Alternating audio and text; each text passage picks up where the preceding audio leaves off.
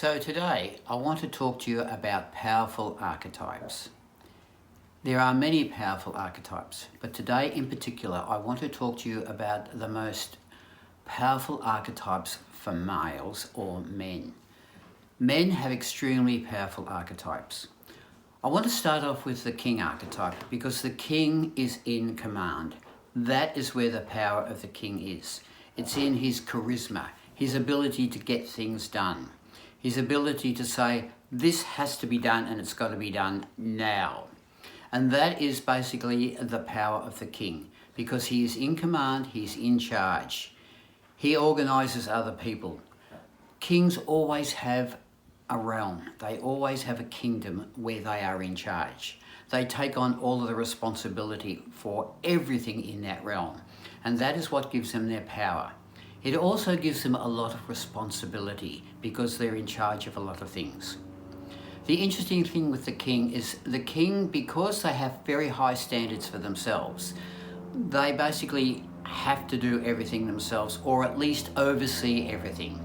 And this is what kings do, and this is part of their power as well because they want to control everything. The key archetypal energy in the positive for the king is to find advisors that you trust and then delegate duties to them. Now, this doesn't delete the power of the king. This actually enhances the power of the king because it means then that they can get a lot more done and the kingdom can really flourish. If we want to do everything ourselves, we are always going to be limited. So understand, if you are the king archetypal character, it's important that you delegate responsibility to your trusted advisors because that is the only way you are going to expand your kingdom. Doing everything yourself, yes, of course it's powerful. However, when you find advisors, that is also increasing your power. So always keep that in mind.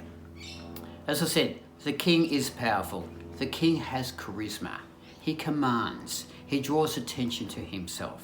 And this is really important. So that is just one of the powerful archetypes of males. The second one I want to talk to you is about the knight. The knight is a very interesting character.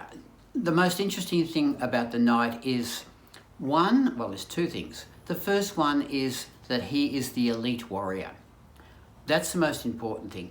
The knight wants to prove himself to be better than anybody else because he is a warrior, but he is the elite warrior. And this gives him a lot of power. Often it is physical power, often it is mental toughness. Often it is that determination to succeed and to be the very, very best, to be better than anybody else. And this is just the archetypal energy of the knight. And his power comes from a whole range of things, not just his physical strength, his mental capacity, but also his ability to go on a quest. And that's the second most powerful thing about the knight, is that he goes on a quest and he will see that quest through to the bitter end. It doesn't matter whether he is physically exhausted, whether he is injured, whether he is mentally at a low, he will still persist with that quest until it is finished. So this stubbornness, this determination, this ability to follow what has to be followed and to do what has to be done is very much within the power of the knight. So as you can understand, the knight being the elite warrior, of course he's going to be physically powerful and physically strong. He's also going to be extremely tough mentally, okay? He really has to have that in his persona as well. The reason that he has to have both the physical and the mental toughness is to follow that quest. He does not give up. He follows the quest to the bitter end. And that makes him a very, very powerful archetypal energy. The third one I want to talk about is the warrior. So again, similar to the knight, the warrior is usually physically strong, mentally tough, and they go into battle. Okay, and if you're going to go into battle, you are going to be powerful in some ways. Even if it isn't physical power, often it is in the head. It is this ability to manipulate, to change things around, to be very cunning. Now, if you look at elite sports people, most of them will have the warrior archetypal energy. Often it's not always the strongest and most physical athlete or warrior that succeeds. It's the one that uses his brain and can read the play, can manipulate the play and the people around him. And this is the key for the warrior to understand as well. It's not just about your physical prowess. It is also about your mental ability and your flexibility to be able to do things. And when you have that as well, that gives you a lot of power. The fourth one I want to talk about, and this may be a surprise, but this is the coward archetype. Now, the word coward, all of a sudden people think, oh, coward's archetype, they're scared and they're terrified and they're not powerful at all. Exactly the opposite is the case. If you have a really strong, powerful, positive coward archetype, it is amazing what you can do. The thing with the coward archetype is, yes, they will keep you safe. You won't do anything really dangerous, okay? However, cowards have amazing ability to work through challenges.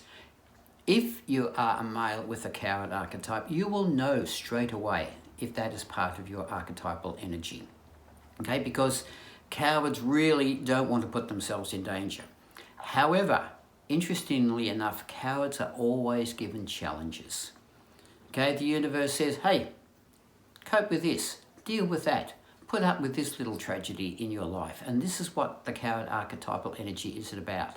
It's about having the ability to work through challenges. It is about being determined and resilient. And in all of this, you are very, very powerful. As soon as you stop making excuses and you get on and you do something and you work through processes, this is what makes the coward a really powerful energy as well.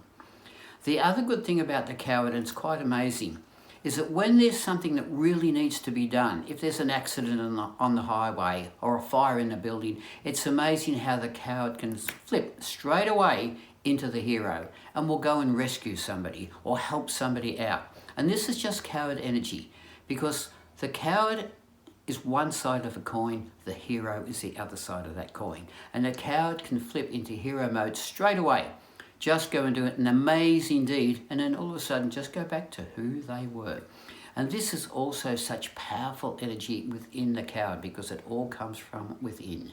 So it is that ability to work through challenges, to be resilient, to bounce back when things go wrong. That is part of the coward energy, and it's a very powerful energy as well. Thank you for listening. Enjoy the day.